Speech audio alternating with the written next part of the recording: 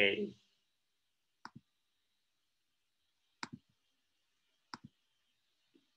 Oke, langsung saja kita mulai. Jadi di sesi keempat ini, nanti kita akan berdiskusi terkait bagaimana sih framework strateginya untuk industri kreatif di Indonesia dan juga di beberapa negara yang ada di dunia. Jadi nanti paling saya ingin banyak diskusi juga sama teman-teman, dan selain itu nanti juga di akhir sesi nanti akan ada sedikit kuisnya, seneng-senengan aja sih, kuis Kahoot nantinya. Pasti udah cukup familiar ya teman-teman semua dengan kuis Kahoot. Jadi pengen tahu aja teman-teman udah lumayan paham atau belum terkait pengertian industri kreatif. Tapi tenang aja, kuisnya sangat gampang. Saya yakin semuanya dapat nilai 100 nanti. Amin. Oke, langsung saja. Jadi kita sudah memasuki di modul keempat ya, terkait cultural industries, kita udah oke. Kemudian sektor industri kreatif kita juga sudah melewati, kemudian Making Indonesia 4.0 juga udah selesai, dan sekarang kita mulai Creative Industries di Strategic Framework. Nah, sebelum kita mulai Creative Industries and Strategic Framework, sebelumnya saya ingin recap dulu pertemuan ketiga tadi. Jadi di sesi ketiga tadi sudah kita bahas tadi siang ya, di sesi ketiga terkait bagaimana industri kreatif itu bisa mempunyai peran yang penting untuk mendukung kemajuan Indonesia 4.0 dan menuju ke Society 5.0. Yang pertama, Indonesia sendiri sudah memulai di era industri 4.0, yang mana Indonesia itu sudah lumayan ini ya, sudah bagus terkait connectivity, interaction, dan lain-lain. Bahkan tadi juga sudah dibahas di Indonesia ada sekitar 5 sektor yang tadi dijadikan sebagai tumpuan untuk di Making Indonesia 4.0.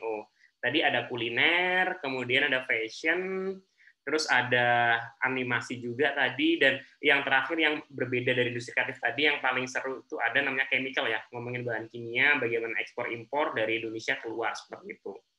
Jadi Indonesia udah lumayan punya modal ibaratnya untuk menuju di Making Indonesia 4.0. Kemudian diimplementasi di Creative Industries 4.0 ini sendiri, sebenarnya satu hal yang pengen saya garis bawahi adalah menurut World Economic Forum sendiri dan McKinsey, Indonesia ini di tahun 2030, berarti 10 tahun dari sekarang, Indonesia bakal menjadi 10 negara dengan ekonomi terbesar.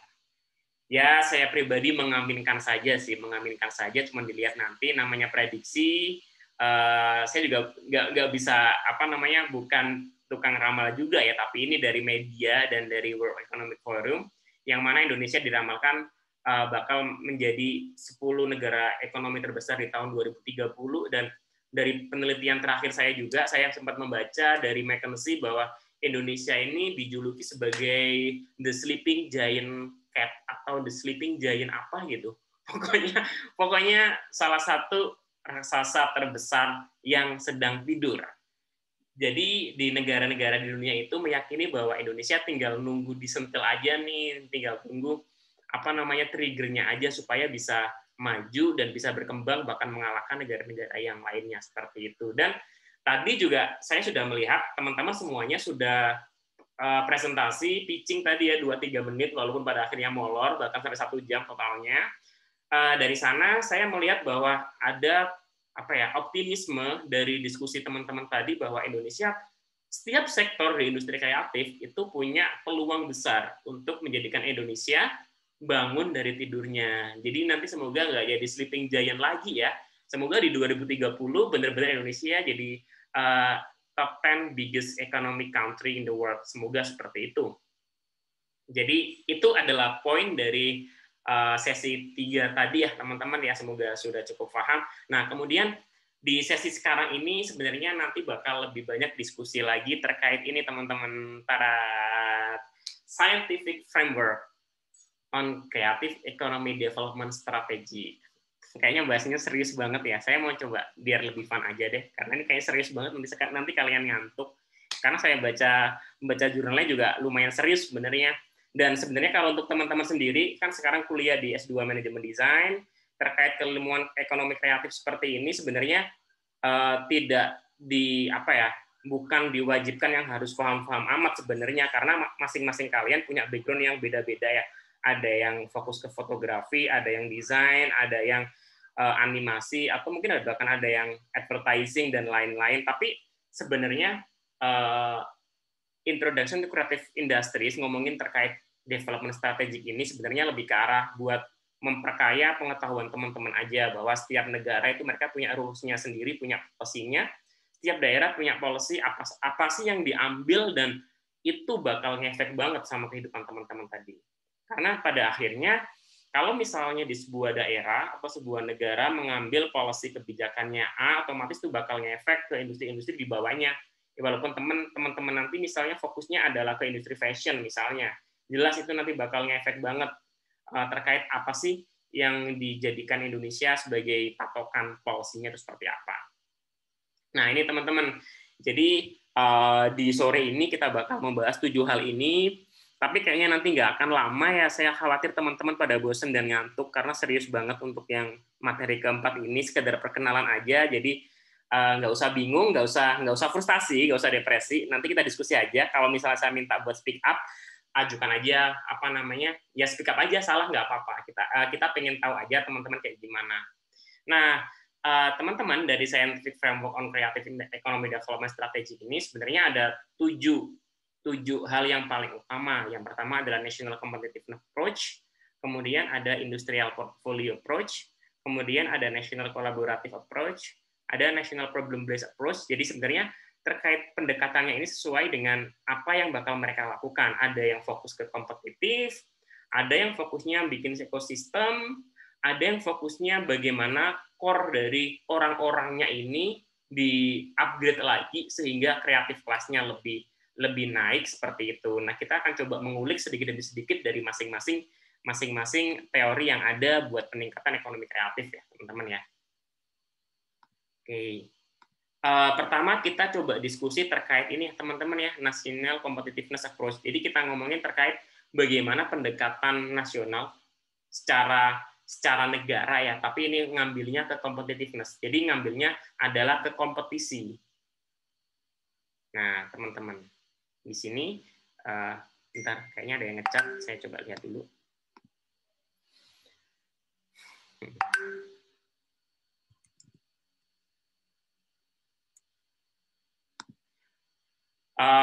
Terkait national competitiveness, oh ya tadi ada yang izin 2 tadi ya, ada Imam dan Febrian. Oke, silahkan, nggak apa-apa. Oke, yang penting saya sudah tahu alasannya. Kalau misalnya ada rapat, silahkan.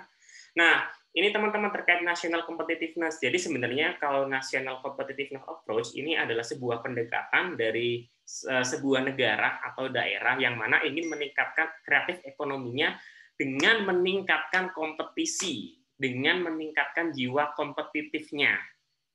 Jadi kalau misalnya ada jadi ini kompetitifnya yang optimis ya, yang positif, bukan seperti netizen, bukan seperti orang-orang yang bertetangga di sebuah komplek ya, ada satu beli mobil, satunya ini bisa beli mobil nih, aku harus bisa beli, satunya lagi beli LCD 50 inch misalnya, nggak mau kalah juga, satunya baru bikin kolam renang, satunya nggak mau kalah. Sebenarnya konsep utamanya sama seperti itu, tapi ini in a positive way ya. Konsep utamanya adalah nggak mau kalah sebenarnya.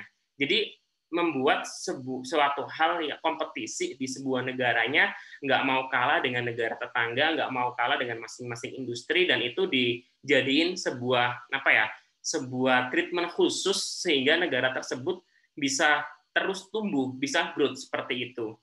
Nah, dari National Competitive Approach ini sebenarnya ada 4 poin utama nih yang teman-teman harus paham. Teman-teman, saya ngangkat telepon dulu sebentar ya. Saya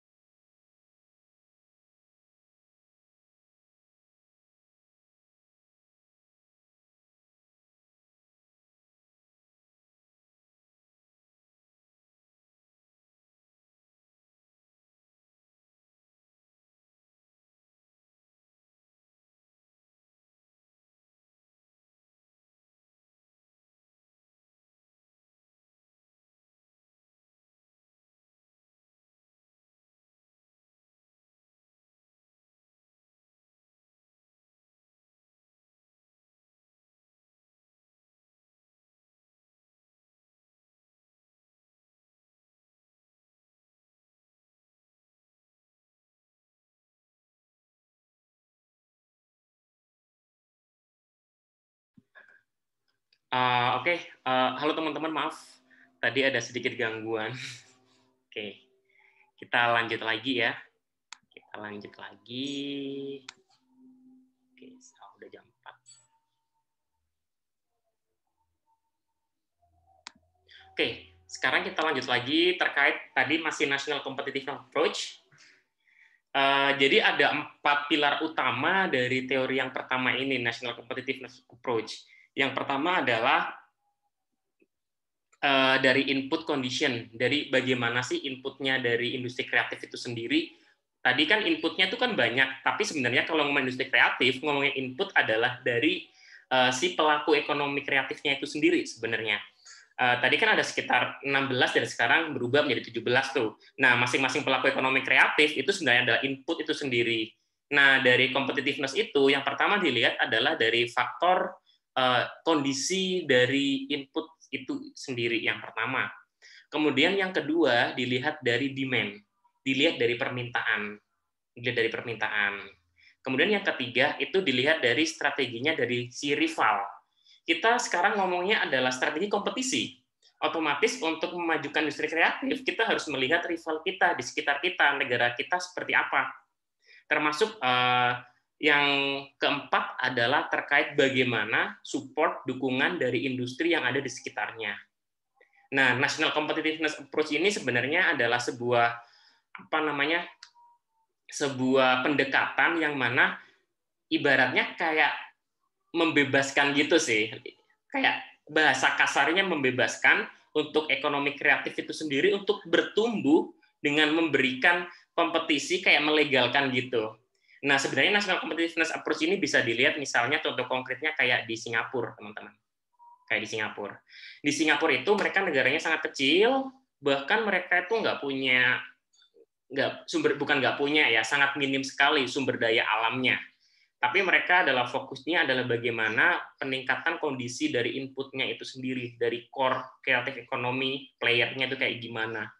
Mereka mungkin sedikit untuk sumber daya alamnya, cuman ditingkatkan dari sumber daya manusianya, melihat dari demand-nya, dan mereka itu sangat terbuka sekali dengan strategi rival seperti itu, sehingga mereka kayak membuat sesuatu yang sangat positif untuk kompetisi di negara tersebut, dan buktinya mereka bisa bersaing dan bisa maju.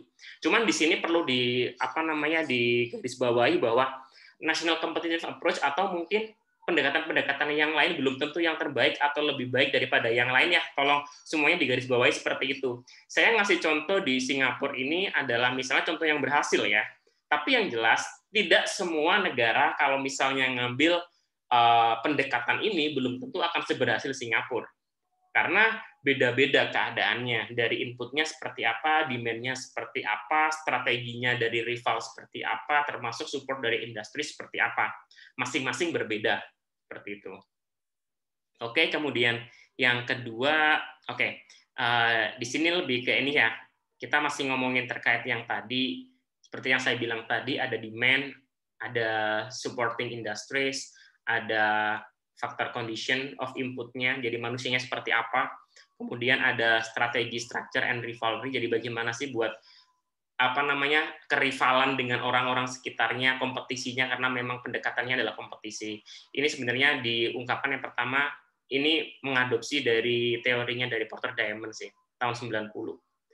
Ya, intinya di sini teman-teman bisa lihat government ada di sini ya, teman-teman ya. Dia melihat dari supporting industry sama demand condition. Government melihat bagaimana peluang dari permintaan masyarakat, permintaan dari pasar seperti apa, dan dia melihat dari industrinya sudah siap apa saja, itu government. Mereka akan mencoba membuka sesuatu yang mungkin bisa dikompetisikan. Nah, sedangkan kansnya itu sendiri sebenarnya dilihat dari rivalnya seperti apa dan faktor kondisi inputnya seperti apa. Itu yang pertama. Kemudian yang kedua, ini yang cukup menarik dari poin yang kedua, industrial ecosystem approach. Jadi ini adalah pendekatan terkait pembuatan industrial ecosystem. Nah, di yang kedua ini sebenarnya sudah sempat kita bahas sih di pertemuan kedua kalau nggak salah atau pertama. Ada yang masih ingat nggak Creative Class? Masih ingat ya? Jadi Creative Class ini adalah bukan Creative Class sih. Ekosistem kemarin sempat kita bahas yang Bandung Creative Hubs sama Silicon Valley. Atau mungkin kemarin juga saya sempat menyinggung sedikit terkait drama startup tuh ya, Sandbox itu. Nah, industrial ecosystem approach ini adalah sebuah pendekatan di mana untuk meningkatkan ekonomi kreatifnya itu fokus dari policy-nya itu adalah membuat ekosistem industri yang saling mendukung. Contoh konkretnya seperti yang sudah kita bahas kemarin adalah Bandung Creative Hubs, yang mana dari pemerintahan ingin membuat sebuah tempat yang bagus seperti Silicon Valley tapi dalam dalam lingkup yang lebih kecil, dalam lingkup kota Bandung, dan mungkin sebenarnya nasional dari mana aja kalau mau main kesana juga boleh aja karena memang terbuka banget tuh Bandung Creative Hubs misalnya. Kemudian dari sana itu ingin memunculkan para pelaku ekonomi dibimbing di sana, saling berkumpul, saling memberikan masukan, ada mentornya, kemudian ada investor dan lain-lain dikumpulkan jadi satu. Karena ingin membuat sebuah ekosistem yang bagus, yang saling suportif. Itu adalah pendekatan di industrial ecosystem atau disebut sebagai ini ya. Tadi ada sebutan yang lain di bab ini. Ini namanya creative clusters. Seperti itu. Jadi untuk yang industrial ini sebenarnya fokusnya adalah ke ekosistem, teman-teman. Ini adalah salah satu roadmap-nya terkait bagaimana pembentukan untuk creative cluster itu sendiri. Bisa dilihat di sini. Seperti yang saya bilang tadi, ngomongin masalah creative cluster itu juga nggak bisa terlepas dari creative knowledge pool juga, talent pool dan lain-lain. Di sini bisa dilihat otak utamanya adalah creative individuals. Kemarin saya masih ingat ada sedikit masukan, bukan debat juga ya, masukan sambil diskusi, ada kalau nggak salah Mas Imam, Mas Aldi juga, dan kemarin Mas siapa kemarin yang nanya terkait creative hubs itu yang nggak kreatif, Mas Ridwan ya kalau nggak salah ya kemarin ya. Ya. Oke. Nah, kemarin kan sempat dijelaskan juga dalam diskusi bahwa sebenarnya dalam creative cluster itu sendiri bukan berarti kayak kita sebagai pelaku ekonomi kreatif itu hanya hanya menengadahkan tangan saja, hanya menunggu tiba-tiba ada ekonomi kreatif turun dari atas kayak semacam mukjizat. Memang nggak bisa seperti itu karena harus ada kerjasama juga dengan pemerintah, kemudian ada dari industri, pengen meningkatkan itu semuanya. Makanya di sini dari creative individuals itu mereka bikin asosiasi, kemudian ada investornya juga di sana. Mereka bikin project, kemudian ada juga risetnya. Kemudian biasanya di creative cluster itu mereka juga kerjasama dengan ini education and training. Kalau di Bandung di Bandung Technopark di Telkom itu kebetulan kerjasama dengan semua fakultas, terutama bidang-bidang yang berhubungan dengan startup nih ya. Di Bandung Bandung Technopark misalnya, mentor-mentornya biasanya dari FEB, FKB bagian bisnis, kemudian ada juga dari FIK ilmu industri kreatif karena ngomongin kreativitas dan lain-lain. Kemudian ada juga mentor-mentor dari Fakultas Teknik Elektro, kemudian dari informatika karena didorongnya untuk membuat startup yang berbau-bau teknologi seperti itu. Oke, dari sini poin utamanya dari creative cluster ini adalah bagaimana membuat ekosistem yang bagus untuk menemukan kreatif industri. Seperti itu poin utamanya. Dengan unsur-unsur yang ada dalam screen di depan teman-teman ini semuanya. Oh ya, kalau misalnya kalian ada pertanyaan, misalnya saya open banget, silakan langsung angkat tangan dan diskusi aja, nggak harus menunggu sampai akhir ya. Lanjut. Ini adalah industrial ecosystem elemen. Jadi elemennya seperti yang saya bilang tadi, elemennya sebenarnya ada 5 sih. Yang pertama akademik, kemudian ada bisnis, ada community, dan juga ada government. Semuanya ini penting dalam membuat sebuah ekosistem industrial yang bagus. Kemudian investor. Nah, investor sendiri ini sebenarnya lebih luas lagi karena nggak cuma ngomongin investor yang ada dalam daerah tersebut atau di negara. Investor ini apalagi ngomongin venture capital ya atau angel investor, angel capitals itu udah internasional biasanya. Mereka itu suka banget tuh kalau misalnya ada industrial ecosystem elemen, ada misalnya ada creative cluster, kayak gitu-gitu, creative hubs di mana-mana, mereka suka datang biasanya. Nah, Indonesia sedang lagi gencar-gencarnya membuat itu juga, termasuk kalau teman-teman kemarin sempat update informasi juga, kan sempat rame tuh Omnibus Law. Sempat ada rame terkait apa ya, Indonesia ingin adanya investor masuk, sehingga kan itu berhubungan dengan bagaimana upah kerja, bagaimana perizinan dan sebagainya. Indonesia untuk membuat sebuah peraturan kayak bikin policy omnibus law juga tidak serta-merta asal aja, itu pasti sudah dikaji plus minusnya, dan tentunya membuat sebuah policy itu tidak bisa menyenangkan semua pihak ya.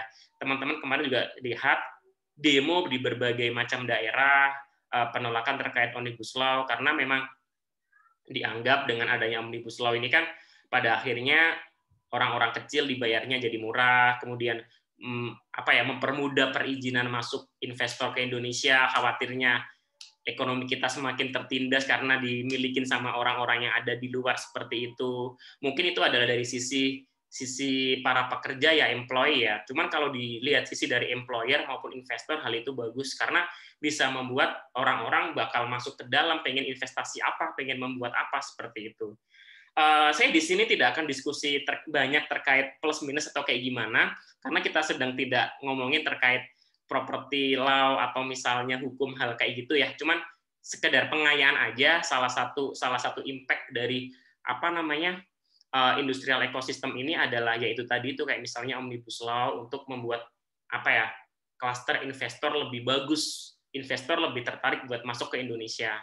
Dan ini adalah poin-poin elemen utamanya, seperti itu teman-teman. Akademik penting loh, akademik sebagai mentor misalnya, atau sebagai penelitian, menciptakan sebuah unsur baru, sebuah penelitian dan penemuan baru bahwa misalnya untuk mensukseskan UMKM di bidang A itu harusnya A, B, C, D, E. Lah itu dibutuhkan dari peneliti riset biasanya.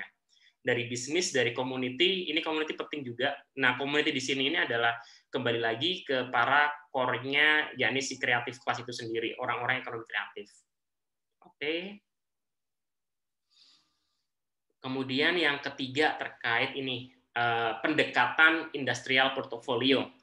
Jadi kalau pendekatan ini adalah pendekatan di mana sebuah negara ingin meningkatkan ekonomi kreatifnya, sebenarnya hampir sama-sama yang kedua, mereka ingin mendatangkan banyak investor sebenarnya. Cuman bedanya adalah yang kedua tadi, mereka fokusnya adalah membuat ekosistem yang bagus, membuat klaster yang bagus. Nah, kalau yang ketiga ini mereka menarik dengan portfolio. Mereka bikin portofolio yang bagus, bikin data-data yang bagus, ya walaupun kadang datanya juga sesuai dengan pesanan ya teman-teman ya. Ada yang, oh ya kalau nggak salah ada yang statistik di sini ya. Kemarin saya lihat ada salah satu dari statistik. Mbak Yesi kalau nggak salah statistik ya? Oh bukan ya, Mbak Atia. Bukan, Pak. Ada yang ngaku nih ya dari statistik. Saya ingin nanya. Ayo silahkan ngaku sebelum saya buka datanya ini. Bentar saya buka data mahasiswa dulu deh, yang dari statistik. Oke, bentar. Apa ya? Kemarin ada kok satu orang dari statistik.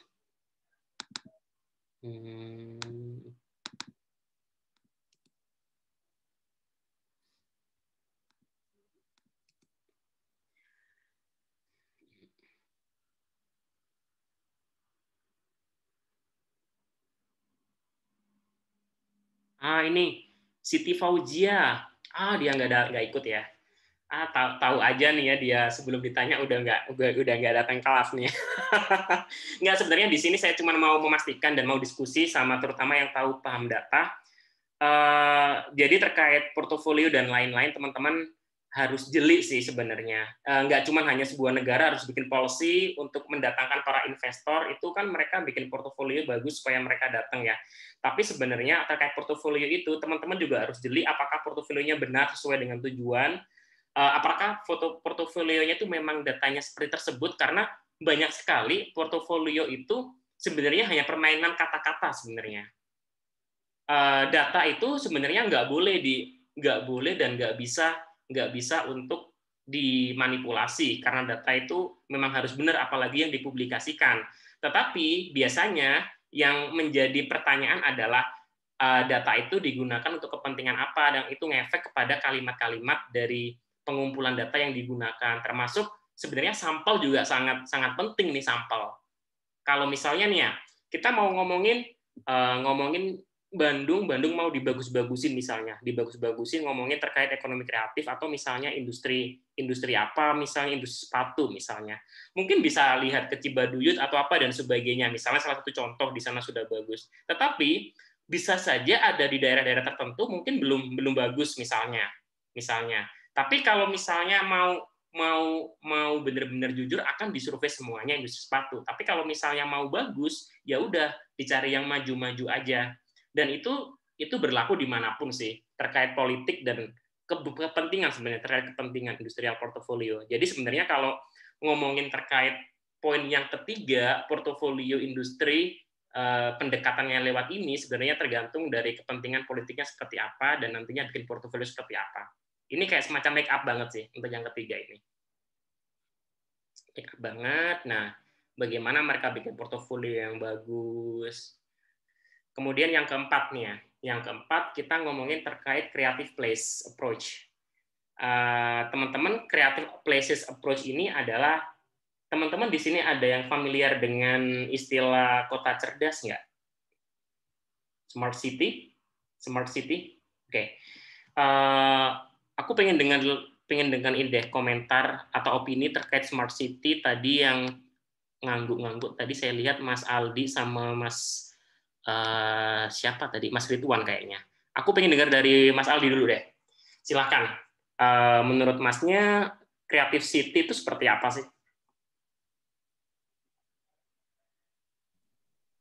Creative city itu masyarakatnya yang udah terbuka gitu ya dengan adanya perkembangan kemajuan teknologi, terus juga adaptif dengan perkembangan tersebut gitu. Terus juga mungkin tadi ya cuman familiar aja dengan kalimat creative city karena juga tahun lalu beberapa tahun sebelumnya itu Cimahi juga nge-brand namanya itu Cimahi Creative City gitu. Karena juga di situ ada produksi animasi yang di Baros itu. Oke. Ya, kurang lebih gitu, Pak. Ya, nggak apa-apa. Tapi setidaknya pernah mendengar ya dan cukup familiar dengan kota cerdas berarti ya. Nah, sekarang saya ingin mendengar dari Mas Ridwan. Mas Ridwan pernah mendengar Creative City dan menurut Masnya seperti apa ya Creative City itu?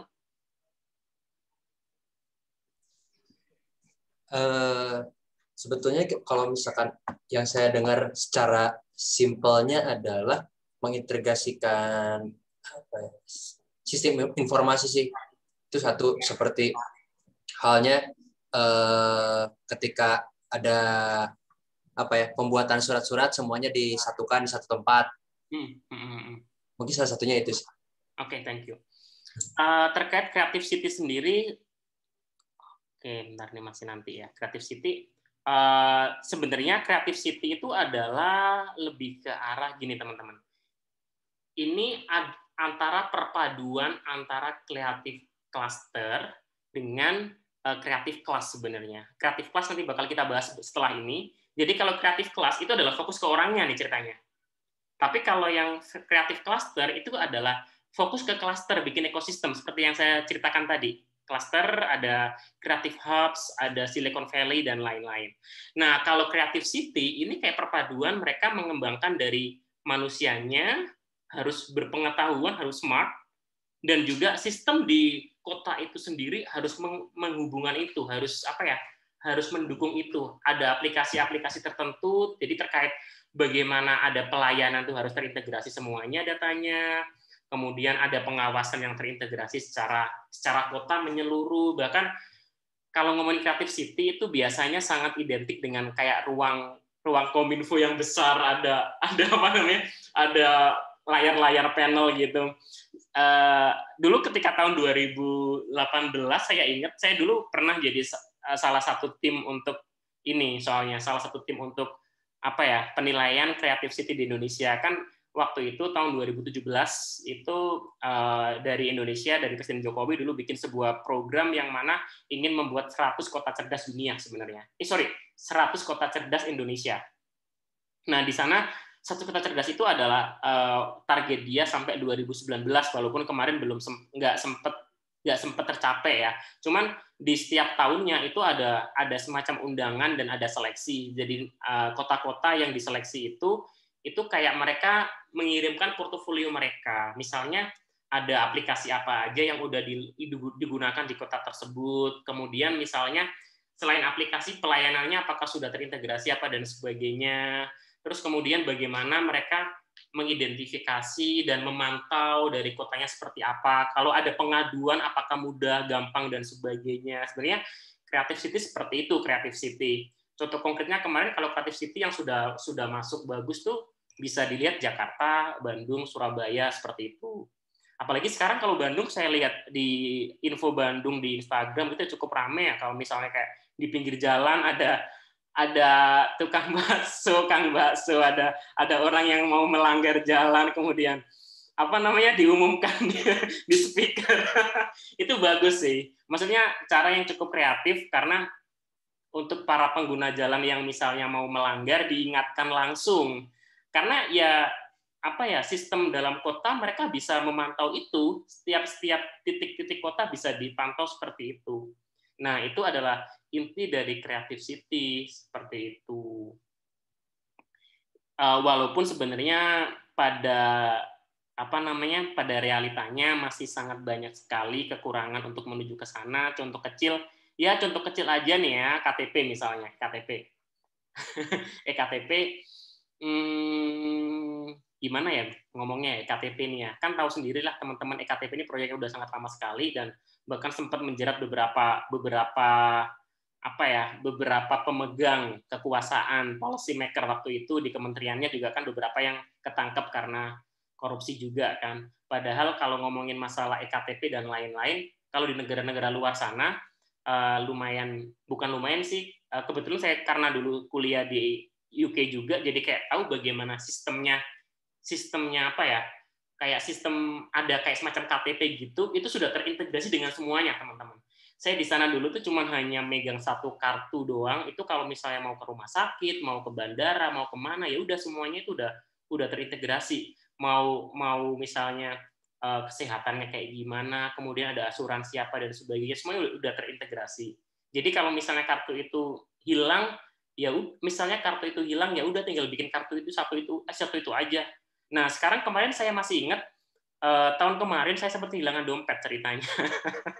Sempat kehilangan dompet yang mana isinya ada KTP, ada SIM, standar lah ya, ada STNK dan yang lain-lainnya. Ternyata untuk bikin STNK nggak bisa di tempat, nggak bisa di Bandung misalnya, karena ada peraturan misalnya harus ke kota asal dan sebagainya karena ABCDE. Atau misalnya mau bikin SIM lagi nih, saya bikin SIM C waktu itu. Jadi karena SIM saya hilang, saya ke Polrestabesnya di Bandung. Harusnya kan udah eSIM ya, tapi ternyata nggak semuanya bisa nggak semuanya terintegrasi. Kadang ada eSIM yang masih tertinggal datanya di tempat semula. Kebetulan saya pembuatan itu di Jakarta ya, di Jakarta Pusat, di Metropolitan seperti itu. Jadi nggak bisa buat juga kemarin.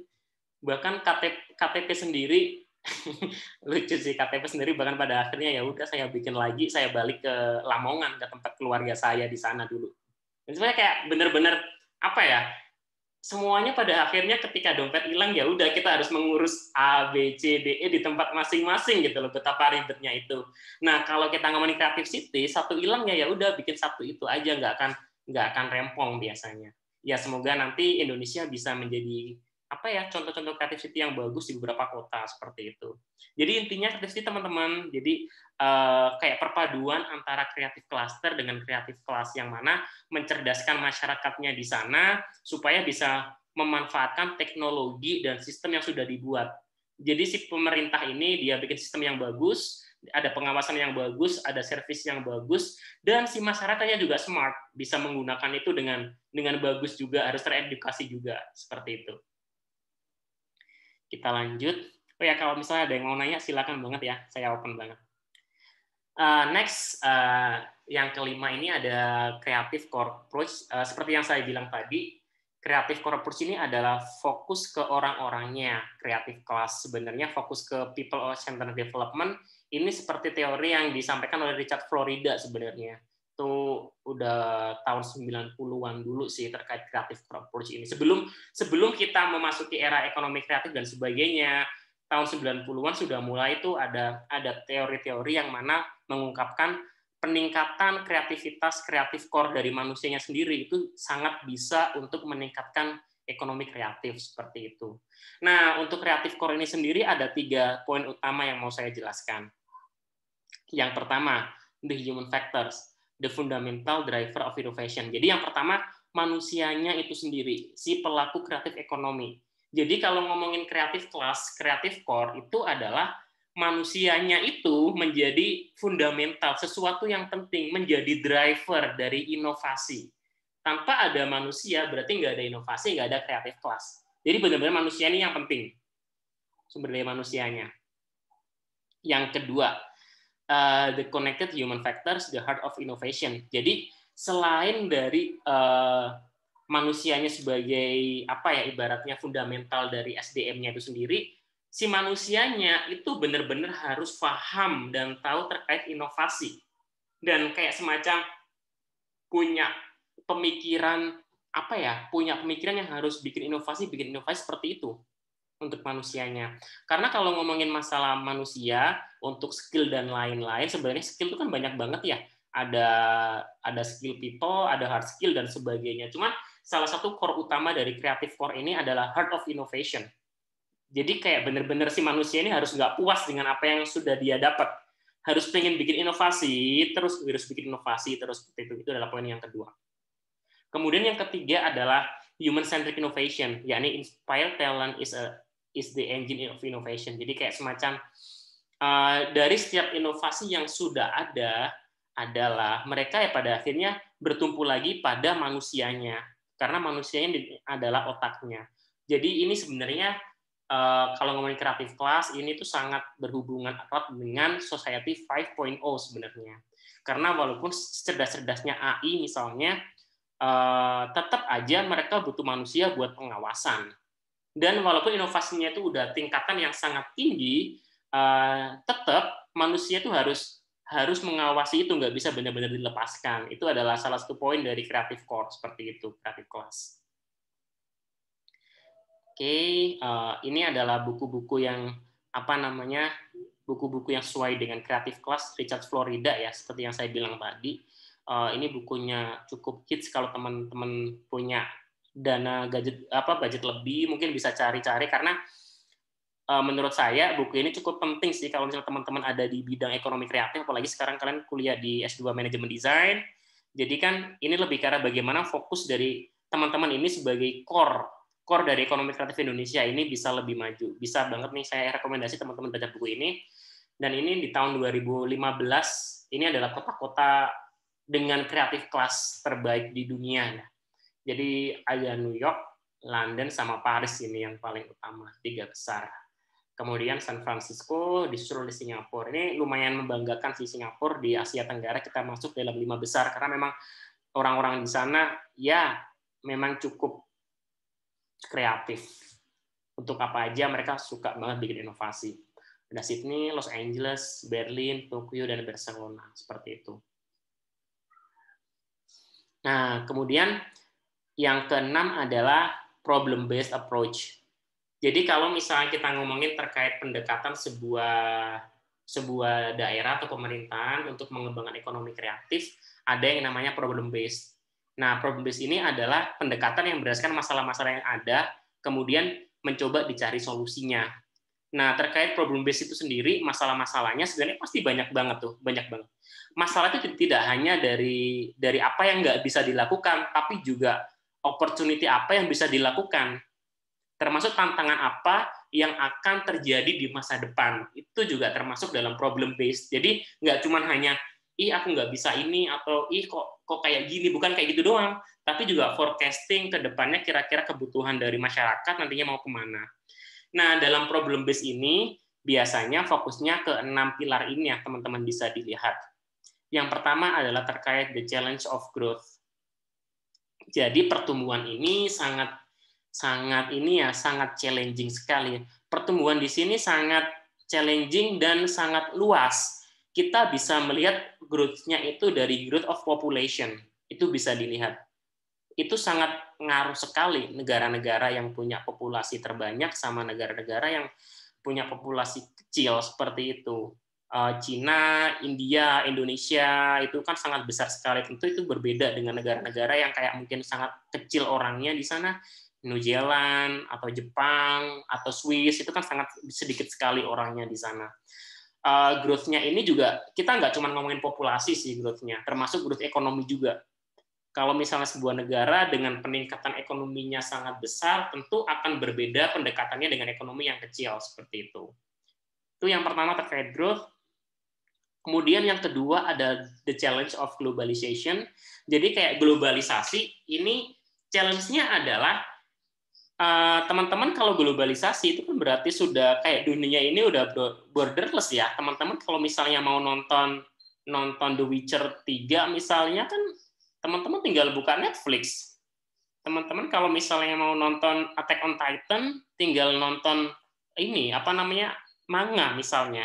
Atau teman-teman suka nonton bola, kalian tinggal buka di Sport TV gitu loh. Itu kayak globalisasi itu sudah sesuatu yang udah sunatullah pada akhirnya bakal jadi keniscayaan ke depannya sampai sekarang itu kayak gitu. Dan itu adalah menjadi sebuah problem dan menjadi challenge terutama, menjadi challenge.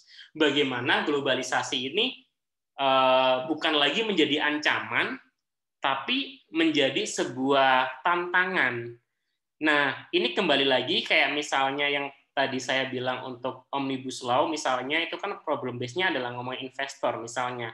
Nah, mungkin orang-orang yang melihat itu adalah sebuah ancaman adalah ya orang-orang yang khawatir akan tertindas, khawatir nggak bisa melindungi diri sendiri karena mungkin skill-nya kurang apa dan sebagainya, bisa jadi seperti itu. Tapi bagi orang-orang yang siap belajar, yang mau berkembang, kan pengen banget tuh berkembang, ada investor, kemudian mereka mau bikin startup apa dan sebagainya. Sebenarnya lebih ke arah apa ya? Pada akhirnya globalisasi itu sebuah keniscayaan. Itu akan terus berjalan dan akan lebih besar ke depannya. Kemudian yang ketiga, ini cukup lumayan lucu nih terkait ekonomi kreatif, online monetization. Teman-teman di sini ada yang punya channel YouTube nggak sih? Channel YouTube. Oke, Mas. Siapa namanya, Mas? Oke. Iya. Punya channel YouTube namanya apa, Mas? Ada Smart Tutor TV, Pak. Itu salah satu channel YouTube yang menjelaskan tutorial. Oke. Sudah ini nggak? Followersnya sudah berapa? Sama subscribersnya? Baru sedikit sih, sekitar hampir 3.000 sekarang. Oke, udah bagus lah, udah segitu. Nanti tinggal nunggu 10K, nanti kan dapat ini ya, dapat platinum dari YouTube ya. Ketika udah dapat platinum, dan ngomong-ngomong kalau baru 3.000 itu sudah dapat ini ya, udah dapat duit gak sih? Udah bisa dimonetisasi gak sih? Sudah, minimal itu 1.000 subscriber dan 4.000 jam tayang untuk waktu. Nah itu, Mas siapa tadi namanya? Mas Jafar ya? Ya, Mas Jafar, bisa diceritakan nggak challenge-nya sebagai YouTuber, sebagai online monetisasi itu seperti apa? Oke, baik. Jadi sebetulnya ini ya mungkin saya sedikit sharing juga. Sebetulnya itu salah satu sampingan yang benar-benar awalnya itu coba-coba sih. Itu saya pertama kali untuk nyoba monetisasi itu di peraturan YouTube yang pertama, di mana waktu itu masih gampang untuk mengajukan monetisasi. Yaitu kalau nggak salah waktu itu hanya membutuhkan 10.000 viewers kalau tidak salah. Jadi dari total video yang kita miliki itu 10.000 viewers saja itu sudah bisa monetisasi gitu. Pada waktu itu saya sempat menghadapi regulasi baru di mana mengharuskan channel YouTube yang dimonetize itu harus 4.000 jam tayang waktu tontonnya, jadi bukan lagi viewers, melainkan berapa lama orang itu menonton video kita gitu, dan itu harus 4.000 jam. Dan lagi di sisi lain harus 1.000 subscriber, di mana waktu itu saya masih belum sampai. Akhirnya pernah tuh beberapa bulan itu terputus kontrak monetisasinya gitu. Akhirnya setelah itu saya coba untuk mengubah kontennya sehingga lebih menarik lagi, dan pada cukup lama sih itu waktunya karena memang tadi sampingan dan coba-coba, tapi akhirnya bisa survive dan akhirnya bisa lancar lagi sampai sekarang gitu. Itu mungkin, Pak. Kalau boleh tahu, pendapatan paling besar berapa per bulan? Pernah sampai dapat berapa dolar? Kalau sebetulnya masih sedikit banget sih. Ya nggak apa-apa, buat sharing aja. Jadi kayak misalnya jadi YouTuber atau bikin sesuatu juga beneran lumayan tuh online monetisasinya. Oke. Kalau untuk yang video yang terakhir saya ini ya, jadi rata-rata sih setiap di transfer ke rekening itu kan minimal $100. Jadi sebelum itu belum bisa transfer ke rekening. Jadi itu $100. Tapi kalau channel saya membutuhkan sampai $100 itu sekitar 2 bulanan, Pak. Artinya belum bisa setiap bulan bisa langsung. Oke. Ya mungkin sekitar $50 ya per bulan. Oke. Nah, teman-teman juga bisa dilihat ya bahwa ternyata itu juga sebagai challenge. Bahkan saya sempat kaget sih kemarin, ada yang tahu kan kalau ada TikTok Awards kemarin. Tahu ya. Jadi salah satu TikTokers andalan saya, halah. Saya kan kebetulan suka melihat TikTok si Asa Pola Pikir itu ya, si Koko itu yang ngomongin masalah bisnis. Itu kan saya suka lihat dia tuh. Saya kaget ada TikTok Awards, dia menang ya, memang layak gitu kan, karena memang fokus ke edukasi bagaimana orang-orang supaya paham terkait dunia bisnis dalam video singkat 1 menit gitu kan ya. Nah, sebenarnya di sana juga saya melihat bahwa online monetization ini pada akhirnya nggak cuma hanya sebagai peningkatan ekonomi personal, pada akhirnya itu dijadikan sebuah talent pool dan dijadikan sebuah bukan policy ya, kayak semacam strategi dari stasiun televisi, bahkan sebuah, kalau bikin TikTok Awards berarti kan ada sebuah asosiasinya, berarti kan sampai segitunya bikin asosiasi TikTokers kayak gitu kan. Nah, teman-teman, jadi di sana challenge dari problem base-nya bisa dilihat ya, bahwa ternyata nggak cukup, itu bukan ngomongin masalah kan, tapi ngomongin peluang challenge ke depan. Nah, kemudian yang keempat adalah the challenge of nurturing talent. Jadi kayak lebih ke arah bagaimana ningkatin SDM-nya. Ini kembali lagi ke apa ya? Ke aturan sebelumnya yang kreatif class tadi ya, si Richard Florida tadi. Terus kemudian yang kelima, the challenge of authors right protection. Nah, ngomongin right protection ini sebenarnya sangat berhubungan dengan HKI, hak kekayaan intelektual, yang mana ini sangat mempengaruhi dari pendapatan negara, sangat mempengaruhi dari minat penonton, sangat mempengaruhi dari audiensnya kayak apa. Ini sempat kita bahas di pertemuan pertama ya. Kita ngomongin bagaimana HKI, intellectual property itu bertolak belakang dengan free sirkulasi. Contoh kecil yang kemarin kita bahas adalah terkait bagaimana Cina itu melegalkan mengcopy apapun, diproduksi seperti apapun, hal sekecil apapun, dan itu benar-benar legal, terserah mereka mau mengcopy apapun. Bahkan sepatu atau apa dan sebagainya, tinggal ganti nama aja, misalnya Nike jadi Nike, atau misalnya HP apa diganti namanya apa, atau permainan apa, PlayStation jadi plesetan dan sebagainya, benar-benar cuma hanya mengganti satu huruf dan sebagainya, karena memang kalau benar-benar sama persis itu pasti kena. Tapi setidaknya ada perbedaan-perbedaan tertentu seperti itu. Nah, ini juga menjadi problem-based approach nih, jadi kayak pendekatan gimana supaya proteksi dari orang-orang yang membuat karya ini bisa dilindungi. Karena kalau benar-benar free, pada akhirnya kasihan si pelaku ekonomi kreatif. Ini juga ngefek ke kreatif core tadi itu yang sebelumnya. Kalau misalnya nggak dilindungi, orang-orang kan pada akhirnya males bikin apa, nanti juga dibajak. Bahkan kalau teman-teman perhatikan beberapa tahun terakhir kan banyak sekali tuh kalau misalnya para penyanyi-penyanyi yang baru itu mereka bikin lagu-lagunya di cover gitu ya. Jadi cover lagu apa, bahkan yang lebih terkenal adalah ada lagu covernya daripada si penyanyi utamanya. Saya masih ingat banget itu awal-awal dulu lagi itu waktu saya masih kecil banget dulu. si keong racun. Ingat nggak sih? Si keong racun, aku masih ingat banget dulu. Itu bahkan orang-orang nggak paham penyanyinya siapa, tapi orang-orang tahu bahwa lagu keong racun itu hits karena diparodikan, di cover sama dua cewek yang nggak tahu jogetnya gini-gini. Aku masih ingat banget. Jadi benar-benar itu adalah salah satu right protection-nya kayak gimana. Dan yang terakhir adalah new challenge of new business model. Ini adalah tantangan bagaimana bisnis model terbaru itu bisa menyesuaikan kebutuhan maupun masalah. Nah, ngomong-ngomongin new business model ini, kalau di saat ini sebenarnya pada akhirnya fokusnya kebanyakan ke startup yang berhubungan dengan teknologi kalau untuk saat ini. Cuman kalau misalnya untuk beberapa tahun ke depan kita nggak tahu ya ke depannya kayak gimana. Tapi kalau ngomongin new business model di saat ini, kebanyakan orang-orang bakal ngambil pendekatan startup yang mana itu fokus ke teknologi. Apakah itu fokus ke marketingnya lewat YouTube atau marketing sosial media, atau fokusnya itu adalah bikin aplikasi HP, bikin website, service, dan lain-lain. Atau misalnya Gojek bikin aplikasi buat pemesanan apa dan sebagainya. Sekarang lebih banyak seperti itu. Dan tren itu sampai saat ini masih sangat menjanjikan terkait new business model di bidang startup teknologi seperti itu. Dan pada akhirnya orang-orang yang nggak bisa mengejar teknologi, nggak bisa melihat peluang, ya kebanyakan bakal tertindas, dan itu biasanya yang menjadi problem utama UMKM yang ada sekarang sih, seperti itu. Nah, kemudian ini teman-teman, ini kayaknya udah jam sekian ya, ini yang terakhir deh, sebelum kita nanti post-test.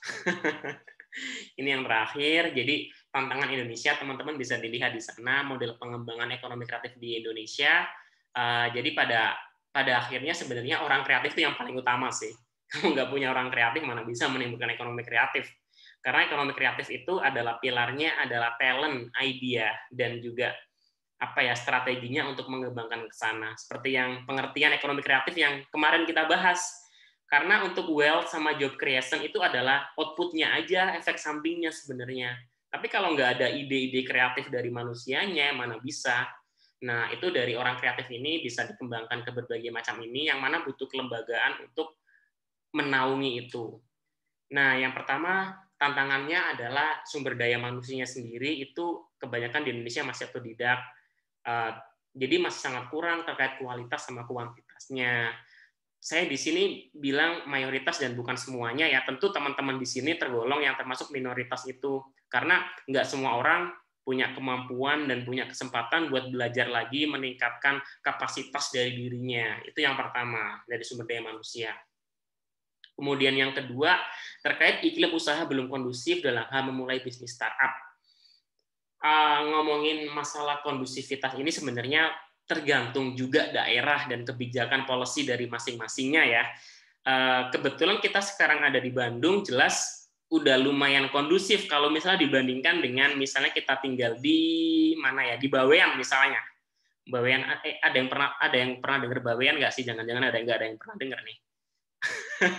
Bawean tuh pulau kecil yang ada di Jawa, yang ada di Jawa Timur, di dekatnya Gresik. Di sana itu pulau kecil ya kayak Madura gitu, cuman Madura kan udah lumayan civilized ya kalau Madura. Kalau si Pulau Bawean itu ya belum terlalu civilized, bahkan listrik juga belum terlalu ada, walaupun itu ada di Pulau Jawa gitu kan. Nah, di sini ngomongin masalah iklim dan startup itu sendiri tergantung dari kebijakan dan daerahnya masing-masing juga ya.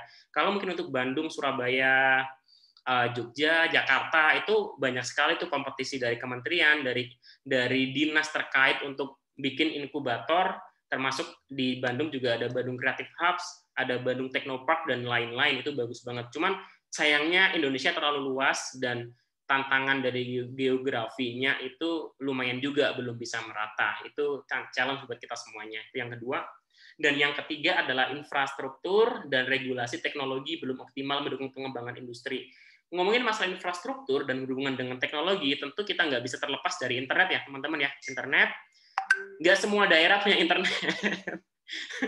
Sebagai orang yang pernah tinggal di pelosok banget, saya cerita tadi, saya sempat ngajar di Indonesia, mengajar di pelosok banget, nggak ada listrik, nggak ada internet, saya setahun tinggal di hutan, bener-bener saya merasakan, oh Indonesia bener-bener luas sekali ini, ketimpangannya bener-bener luar biasa, dan saya melihat banyak sekali dari daerah-daerah seperti itu. Itu challenge kita.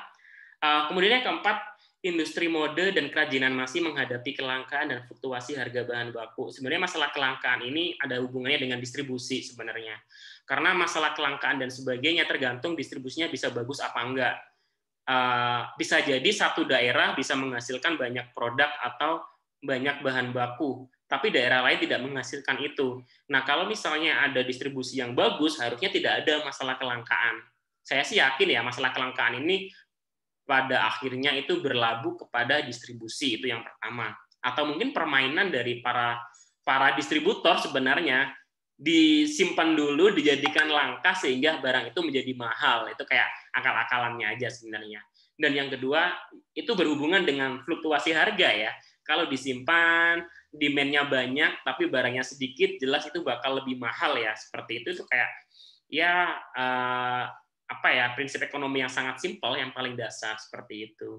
Dan yang terakhir nih, kelima, terkait lembaga kepembiayaan. Jadi di Indonesia itu belum cukup baik menilai bisnis industri kreatif akibat intangible asset, susah mendapatkan pinjaman dana.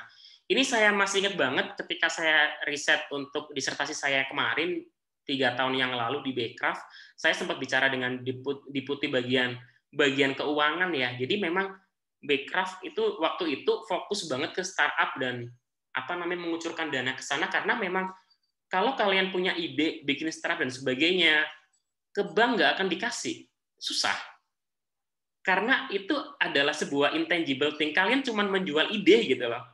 Bank itu nanyanya, kamu punya jaminan apa, kamu punya tanah berapa luas, kamu punya uang berapa dan sebagainya, jaminan, punya mobil, punya apa, dibuat jaminan. Termasuk kalau kalian pinjam di mungkin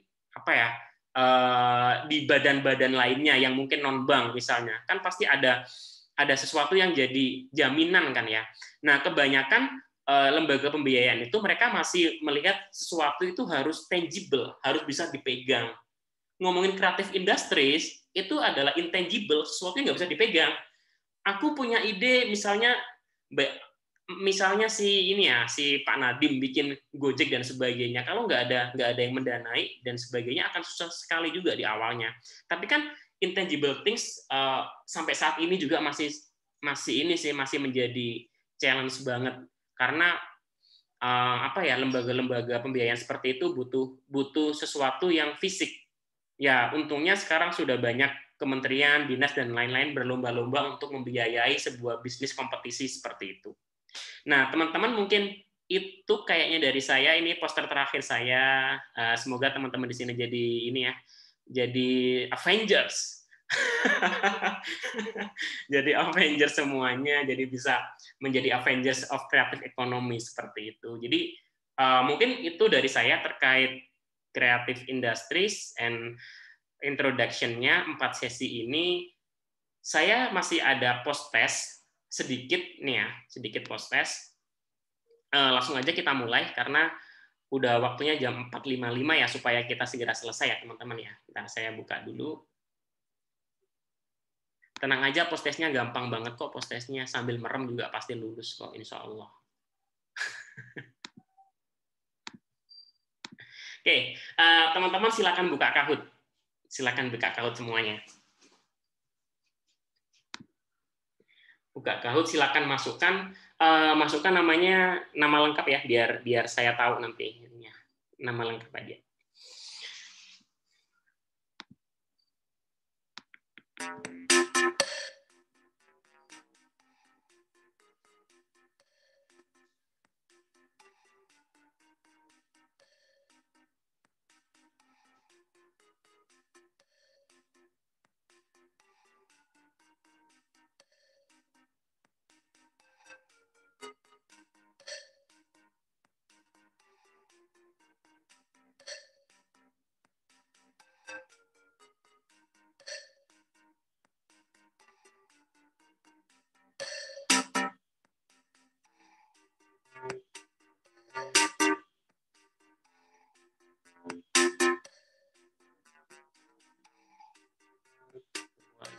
Mana? kurang 2 lagi. Akram.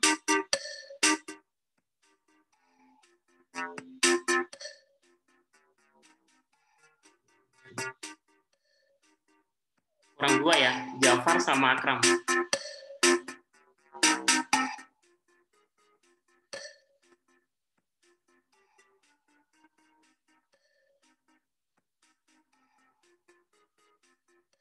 Apa ada kesulitan? Jafar sama Akram ada kesulitan nggak buat masuk?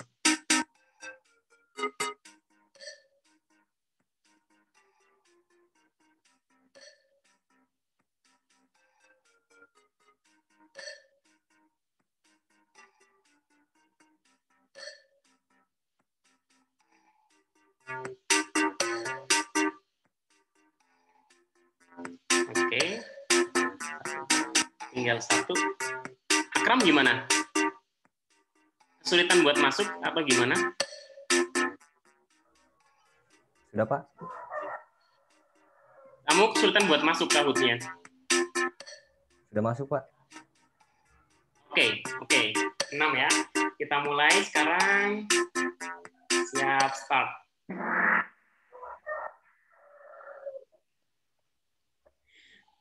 Santuy, gampang, santuy.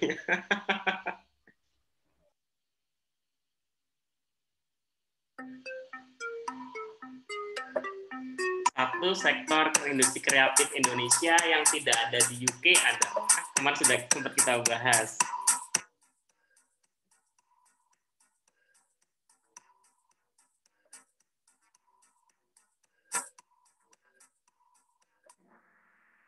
Oke, ada satu yang salah. Iya.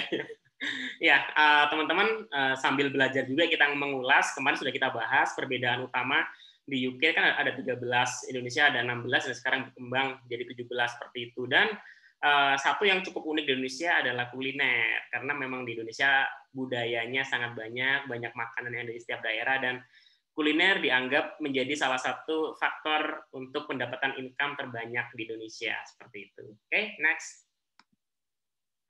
1, 2, 3. Ketahuan ya, yang satu nggak ada terus berarti ini yang salah. Sabar. Oke, next. Oke.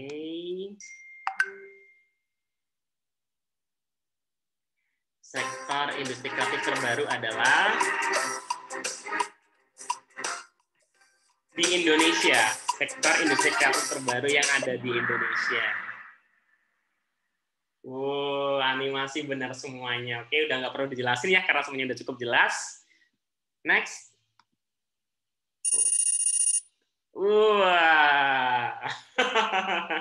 Kang Ridwan juara. Next. True or false? Pencetus ekonomi kreatif di Indonesia adalah Bapak Triana Munaf. Beliau adalah kepala Bekraf. Kita bahas kemarin historinya ya.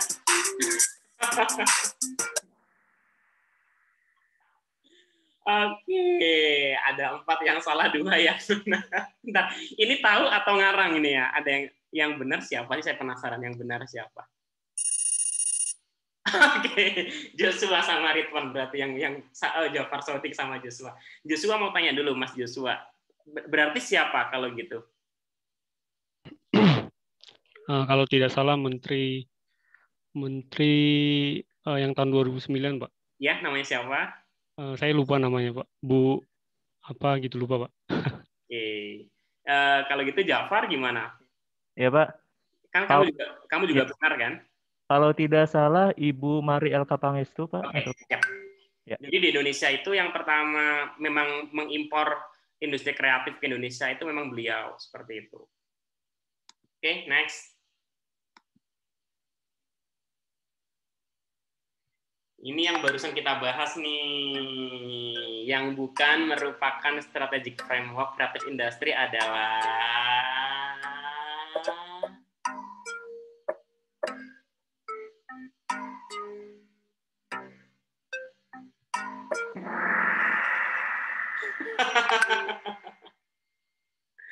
Oke. Yang benar cuma satu ternyata ya. Yang benar satu ini siapa, penasaran nih? Yang benar. Hah? Kok nggak berubah? Oh, Ja'far Shadiq lagi ya? Siapa sih yang benar? Ya, kenapa? Kenapa kok itu salah sendiri?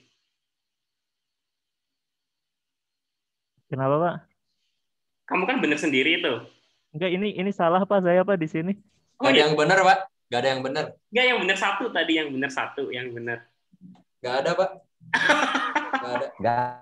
Oke, berarti yang benar adalah Ridwan berarti karena dia udah membela diri sendiri sebelum ditanya. Oke. Jadi teman-teman dari 3 sektor tadi sebenarnya 1, 2, 3 ya, kecuali yang keempat sebenarnya permainan kata-kata aja sih. Bukan ke nasional tapi lebih ke arah ke cluster sebenarnya yang keempat itu harusnya. Seperti itu. Oke, next. Society 1.0 fokus pada pertanian, perdagangan, perburuan, peternakan. Kok serem banget sih lagunya? Ini kenapa sih lagunya gini amat?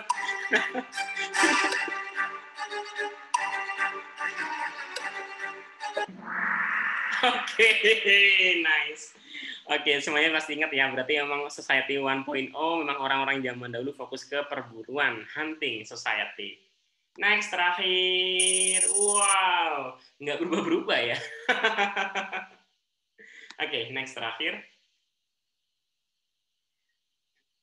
Society 5.0 dicetuskan oleh negara.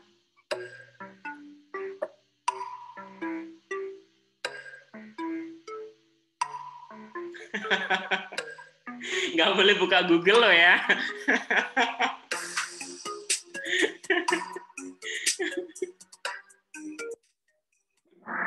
Oke, yang benar cuma 2, Jepang. Siapa sih yang benar, penasaran? Ja'far lagi. Oke. Berapi-api, oke. Oke, jadi udah jelas siapa juaranya ya teman-teman ya. Terima kasih. Masih ada ya? Masih ada. Oke. Jumlah sektor industri kreatif Indonesia sekarang berjumlah berapa?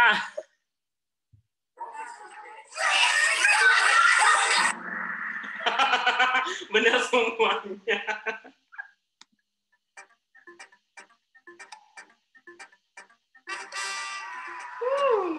Ridwan juara 3. Ja'far Shadiq juara 2. Joshua, selamat.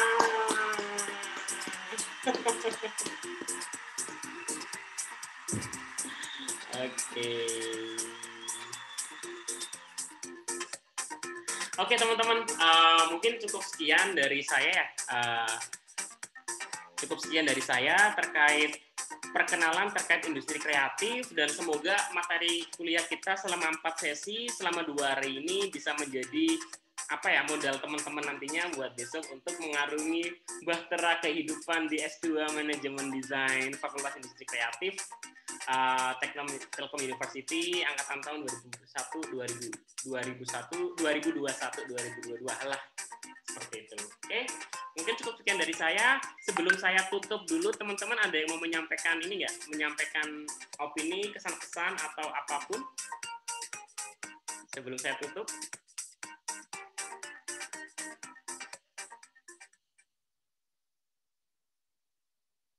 Nggak ada?